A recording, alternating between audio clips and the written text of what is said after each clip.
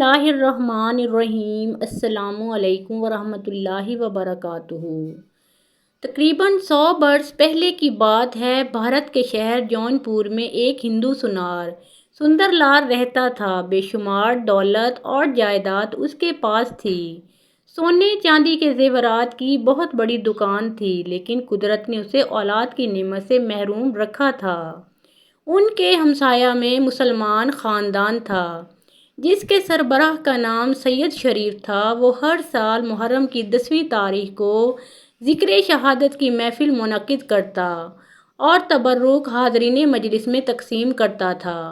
آج جس واقعہ کی شہر میں دھوم مچی ہوئی تھی وہ محرم کی روایات سے بالکل مختلف تھا۔ سید شریف کے دروازے پر شہر کے فقراء اور مساکین کی بھیڑ لگی ہوئی تھی اور وہ ان پر بے دریغ پیسے لٹائے جا رہا تھا۔ دریافت کرنے پر معلوم ہوا کہ صاحب خانہ نے آج اپنے 3 ماہ کے شیر خوار بچے کو پیسوں کے برابر وزن کیا اور وہی پیسے تقسیم کر رہا تھا۔ سونار کی بیوی ان کے گھر آئی اور معاملہ دریافت کیا، جس پر مسلمان خاتون نے کہا، ہم اولاد کی نعمت سے محروم تھے۔ علاقے میں کوئی پیر، فقیر اور حکیم نہیں جس کے پاس اپنی فریاد لے کر نہ گئے ہوں، لیکن ہماری مراد بر آئی ہو۔ گزشتہ سال یوم عاشور کو ہم روزے میں تھے۔ افطار کے وقت ایک عجیب و غریب واقعہ پیش آیا۔ اچانک بیٹھے بٹھائے میری آنکھوں سے آنسو جاری ہو گئے۔ رہ رہ کر یہ خیال نشتر کی طرح دل میں چبھنے لگا، کاش آج ہمارے بچے ہوتے تو وہ بھی ہمارے ساتھ بیٹھتے۔ ہر چند اس خیال کو دل سے نکالنا چاہتی تھی، لیکن محرومی کی آگ سارے جسم میں پھیل گئی۔ بے اختیار میرے منہ سے چیخ نکل پڑی، یا حسین، میری ڈوبتی ہوئی کشتی کو باہر نکالو، یعنی میری زندگی کا ارمان پورا کرتے ہوئے میری گود ہری کر دو۔ میرا جسم نڈھال ہو چکا تھا، بغیر کچھ کھائے پیے میں چارپائی پر لیٹ گئی۔ اتنا یاد ہے، میں تنے تنہا ایک میدان میں کھڑی ہوں۔ رات کا وقت ہے، اندھیرا گہرا ہے۔ اچانک آسمان سے ایک ستارہ ٹوٹا اور میری گود میں آ کر گر گیا۔ ساتھ ہی یہ آواز آئی، جا، مایوسیوں کے منجھدار سے تیری کشتی نکال دی گئی ہے، جلد ہی تیرے گھر میں چراغ روشن ہوگا۔ اس کے بعد میری آنکھ کھل گئی۔ ابھی چند دن بھی گزرے نہ پائے تھے کہ میرا خواب سچ ہونے لگا۔ ٹھیک 9 ماہ کے بعد خواب کی تعبیر میری گود میں مچلنے لگی۔ اسی خوشی میں آج حضرت امام حسین رضی اللہ تعالیٰ عنہ کے نام کی خیرات لٹائی گئی ہے۔ کہانی سن کر سونار کی بیوی پھوٹ پڑی اور بے اختیار اس کی آنکھوں سے آنسوؤں کا سیلاب امڑنے لگا۔ اس نے کہا، کاش میں بھی ان کے گھر کی لونڈیوں کی قطار میں کھڑی ہوتی۔ بی بی فاطمہ الزہرا رضی اللہ تعالیٰ عنہا ایک ہندو عورت کی فریاد کیوں کر سنیں گی؟ مسلم خاتون نے اسے تسلی دیتے ہوئے کہا، ایسا مت سوچو، ان کے نانا سارے جہانوں کے لیے رحمت بن کر آئے ہیں۔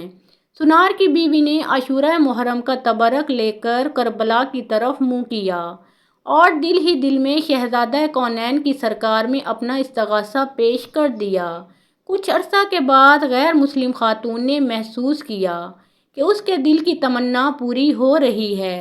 دوسرے مہینے میں یقین کے آثار پوری طرح نمایاں ہو گئے تو اس کی خوشی کی کوئی انتہا نہ رہی۔ جب اس نے اپنے شوہر کو اس کی اطلاع دی تو فرط حیرت سے اس کا منہ کھلا کا کھلا رہ گیا۔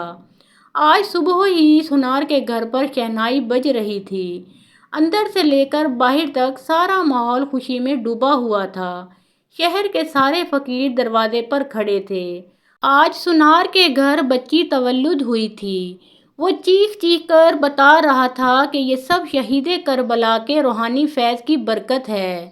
بہت سے مہمانوں کو میاں بیوی کا یہ انداز پسند نہ آیا کہ وہ ہندو دھرم رکھ کر مسلمانوں کے پیر کے گن گا رہے تھے۔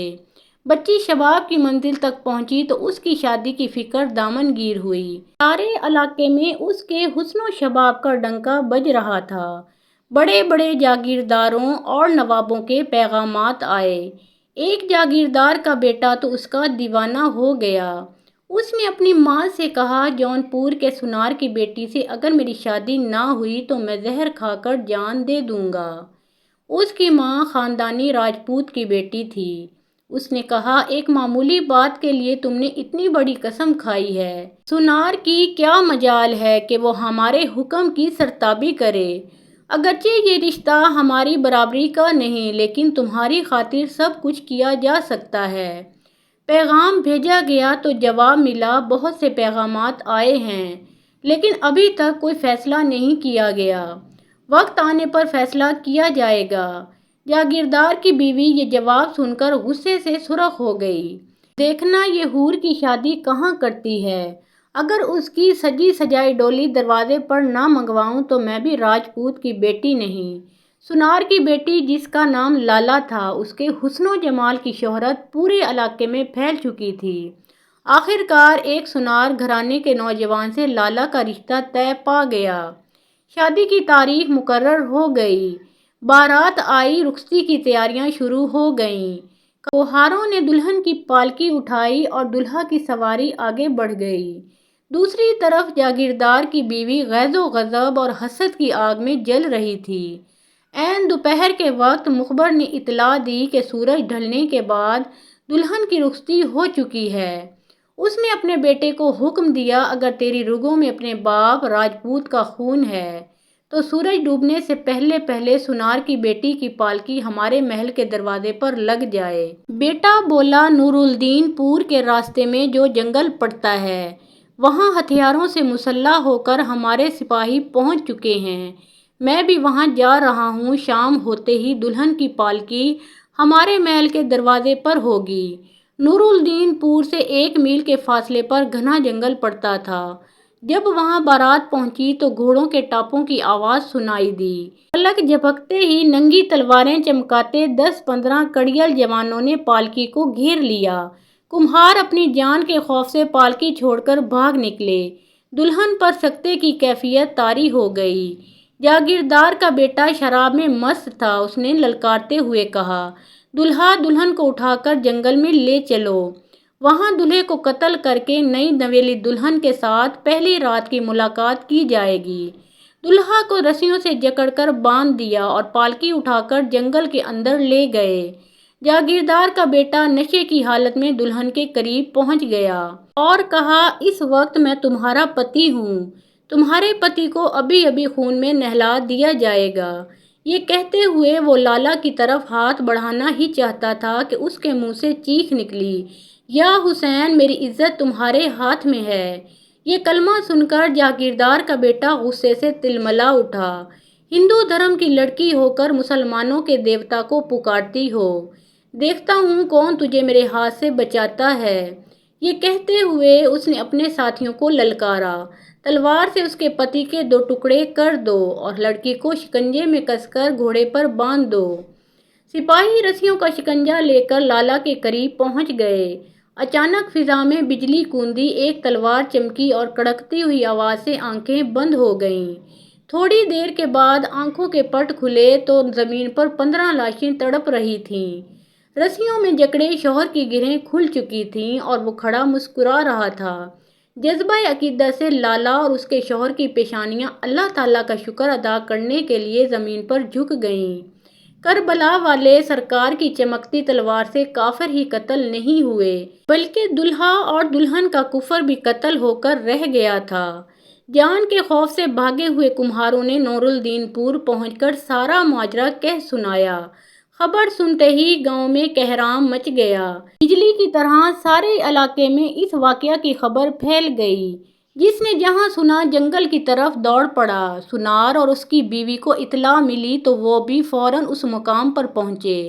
ہزاروں افراد کا جنگل میں میلہ لگ گیا۔ پالکیوں کی تلاش میں مشل بردار جنگل میں گھس گئے۔ جھاڑیوں کے جھنڈ میں چمکتی ہوئی چیز نظر آئی۔ وہاں پہنچے تو سب پر سکتے کی کیفیت طاری ہو گئی۔ پالکیاں خالی پڑی تھیں، جھلسنے والی چیزوں کے ساتھ لاشوں کا انبار تھا۔ رسیوں کی کمند الگ پڑی تھی، تلواریں چمک رہی تھیں، لیکن ان پر خون کا دھبا نہیں تھا۔ حیرانی کے عالم میں لوگ آنکھیں پھاڑ پھاڑ کر دیکھ رہے تھے۔ مشل بردار آگے بڑھے تو دیکھا کہ دولہا اور دلہن سجدے کی حالت میں بے خبر پڑے ہیں۔ ان کے منہ سے چیخ نکل پڑی، دولہا دلہن مل گئے۔ اس آواز پر سب لوگ دوڑ پڑے۔ ان پر نیم بے ہوشی کا عالم طاری تھا۔ ان کے منہ سے ایک لفظ نہیں نکل رہا تھا۔ فوراً پالکی میں لاد کر جونپور لایا گیا۔ رات بھیگ چکی تھی۔ اپنی پناہ گاہ پر پہنچ کر لالا پوری طرح ہوش میں تھی۔ ٹھنڈی آہ بھرتے ہوئے اس نے ایک ایک کر کے سارا واقعہ سنایا۔ بڑی مشکل سے اس کے منہ سے یہ الفاظ نکل سکے۔